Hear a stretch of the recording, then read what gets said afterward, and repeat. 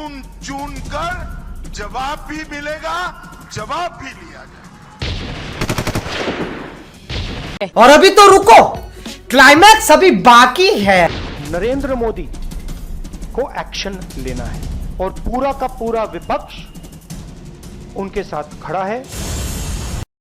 यही नहीं, अभी और सुनिए। पाकिस्तान में तुम एक मलेरिया की दवा नहीं बना सकते। भारत बहुत आगे है, भारत से पंगा मत लो। इंटरनल सिक्योरिटी, बॉर्डर सिक्योरिटी बड़ा इशू है, वो रहेगा। हम उन तक भी पहुंचेंगे जिन्होंने पर्दे के पीछे बैठकर हिंदुस्तान की सरजमी पर ऐसी नापाक हरकतों की साजिशें रची। पाकिस्तान फेल्ड स्टेट है। आज लड़ाई के मैदान के लिए तैयारी कर रहे हैं। आतंकवाद मानवता के लिए सबसे बड़ा खतरा है।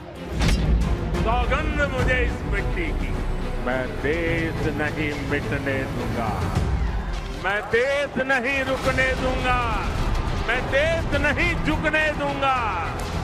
मेरा वतन है भारत मां को, तेरा शीश नहीं झुकने दूंगा। और इस हमले की साजिश रचने वालों को उनकी कल्पना से भी बड़ी सजा मिलेगी।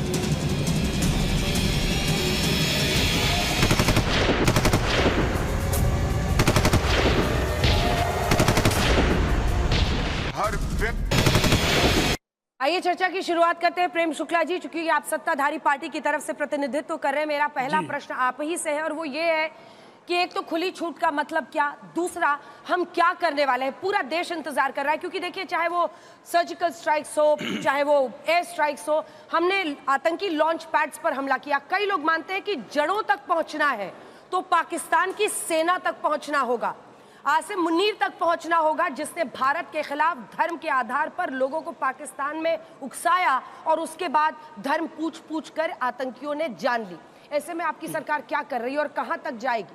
देखिए, आतंकवाद का सर्वनाश, उसकी जड़ों पर आदरणीय नरेंद्र मोदी जी ने यही कहा है कि जो उनकी बची खुची जमीन है उसको भी हम मिट्टी में मिला देंगे।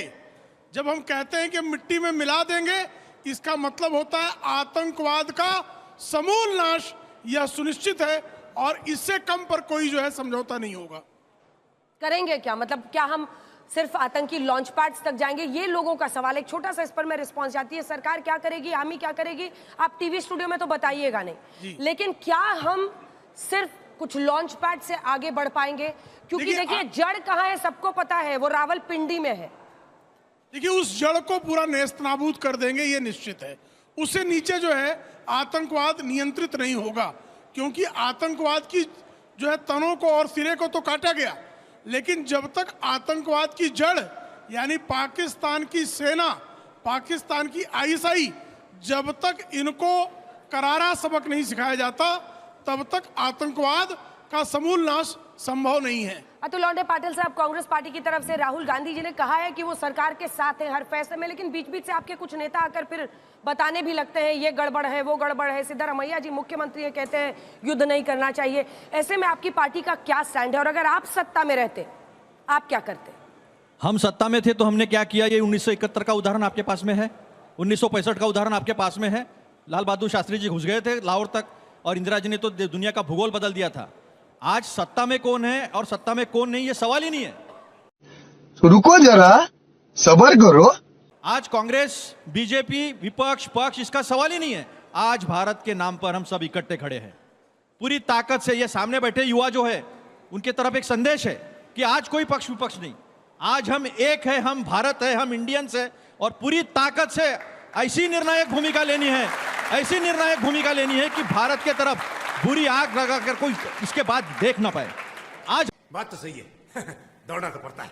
हम ये चाहते हैं, किसने क्या कहा अंजना जी, उनके तरफ से किसने क्या कहा, किसने क्या कहा, इससे अहम बात यह है कि हमारी सीडब्ल्यूसी कांग्रेस वर्किंग कमेटी सर्वोच्च बॉडी है, उसने निर्णय लिया है कि हम सरकार के साथ पूरे ताकत से खड़े हैं।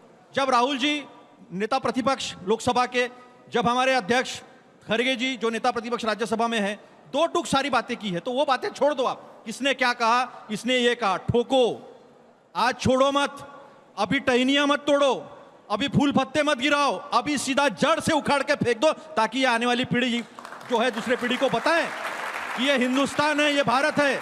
और इसके तरफ जिसने भी नजर तिरछी की, चाहे वो चाइना हो चाहे वो पाकिस्तान हो, ये भारत है। और ये भारत का युवा जब खड़ा होता है ना, तो अच्छे अच्छों की जड़ें हिल जाती है, तो पूरी ताकत से खड़ा है।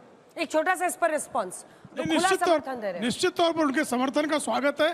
और संप्रभु भारत की यही खूबसूरती है कि हमको आतंकवाद को नष्ट करना है, यानी नष्ट करना, क्योंकि जो मारा गया है वो भारतीय है, वो किसी जाति का नहीं, किसी पात का नहीं, किसी धर्म का नहीं, और वो किसी भी राजनीतिक बिरादरी का नहीं है, वो साफ तौर पर भारतीय है। और भारत के किसी भी नागरिक को मारेंगे तो हम घुसकर, आपकी मांद में घुसकर, आपकी छाती पर चढ़कर मारेंगे, ये संदेश है।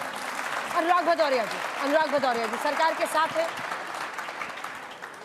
देखिए, जो घटना, जो दरिंदों आतंकियों ने जो घटना हमारे देश के अंदर में घुस के की है, हम सब ने कहा है, पूरा हिंदुस्तान एक साथ खड़ा है। विपक्ष ने कहा सरकार से, सरकार आप आगे बढ़ो, हम आपके साथ हैं, आप इधर उधर की बातें मत करो, कौन नेता क्या कहता है नहीं कहता है इसके चक्कर में मत पड़ो। आप ये बताओ कि आप उस आतंकियों को कब, इस देश के जो लोगों को उन्होंने शहीद किया है, उनको कब सजा दोगे, ये बताइए। दूसरी बात, सवाल ये भी आपसे पूछा जाएगा इसके साथ साथ कि आप ये बताइए कि जो वहाँ पे हिमांशी नरवाल, हमारे जो शहीद हुए, विनय नरवाल की, लेफ्टिनेंट विनय नरवाल की वाइफ है, उन्होंने कहा आके, कितना अच्छा संदेश दिया कि कश्मीरी जो मुस्लिम हैं उनके खिलाफ नफरत मत फैलाओ, क्योंकि पाकिस्तानियों ने मारा है आके। कश्मीरी मुस्लिम और हमारे देश में जो मुस्लिम हैं वो सब हिंदुस्तानी, हम सब हिंदुस्तानी हैं, नफरत की बात मत करो, हमें आपस में बांटो मत। क्योंकि जो बाहर से लोग आए थे, जो पाकिस्तानी आए, उन्होंने धर्म पूछ के गोली सिर्फ इसलिए मारी क्योंकि हमारे देश के अंदर में एक नई राजनीति को जन्म देना चाहते थे। वो चाहते थे कि समाज के अंदर में एक नफरत की राजनीति पैदा हो। हम आप क्या सोच है रे तेरी, मानना पड़ेगा। आपस में जो हमारा यहाँ गंगा जमुनी तहजीब है उसमें चोट पहुंचे, यही तो उनका मकसद था। तो वो जब इसको रोकने की बात करती हैं कि कश्मीरी मुस्लिम के बारे में कोई नफरत मत फैलाओ, तो कौन लोग हैं जिसका पति शहीद हुआ है उसके बारे में फेसबुक में उल्टा सीधा जो लोग लिखते हैं उस पर कार्रवाई कीजिए। जो उसके लिए अनाप शनाप लिख रहे हैं उसके ऊपर आप कार्रवाई कीजिए, पता लगाइए कौन लोग हैं, किससे जुड़े हैं वो लोग हैं। जो उस महिला के खिलाफ, जिसका पति अभी गया, हमारी बहन के खिलाफ इस तरह की जो बातें, अनर्गल बातें कर रहे हैं, उनके खिलाफ आप कार्रवाई कीजिए।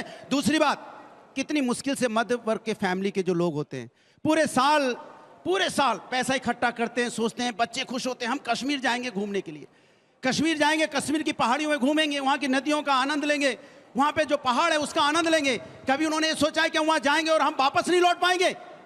इतना कम से कम सिक्योरिटी देने की जिम्मेदारी तो सरकार की होती है, नहीं होती है, बता दीजिए। आपको तो जिम्मेदारी निभानी पड़ेगी। कितनी जगह है कश्मीर में? 5 तो जगह है। अगर कश्मीर जाओगे तो डल लेक जाओगे, वहाँ पहलगाम जाओगे, गुलमर्ग जाओगे, यही तो जगह है जहाँ पे आपको सुरक्षा देनी थी। और वहाँ अगर सुरक्षा नहीं थी तो आपने इतने दिनों में किसको दोषी ठहराया, किसकी नाकामी की वजह से वहाँ पे सुरक्षा में चूक हुई? आपका इंटेलिजेंस डिपार्टमेंट क्या कर रहा था? और फिर आपसे मैं कहता हूँ, ये हम आपसे सवाल पूछ सकते हैं क्योंकि ये सवाल खड़े हैं इसलिए पूछ रहे हैं। हमारे अपने 26 लोग शहीद हुए हैं, उनकी मौत हुई है, लेकिन आप पाकिस्तानी आतंकी हमारे देश में जो आए हैं उन पे जितनी कड़ी सी कड़ी कार्रवाई कीजिए। हम आपके साथ कंधे से कंधा मिला के खड़े, पूरा हिंदुस्तान आपके साथ खड़ा है और आप आगे बढ़िए। हमारी आपकी आपस में राजनीति होती रहेगी, हमारी आपकी विचारधारा अलग हो सकती है, लेकिन जब हिंदुस्तान की बात होनी चाहिए तो सिर्फ एक ही बात होनी चाहिए, हिंदुस्तान जिंदाबाद। सलमान निज़ामी इसके अलावा कुछ नहीं होना चाहिए।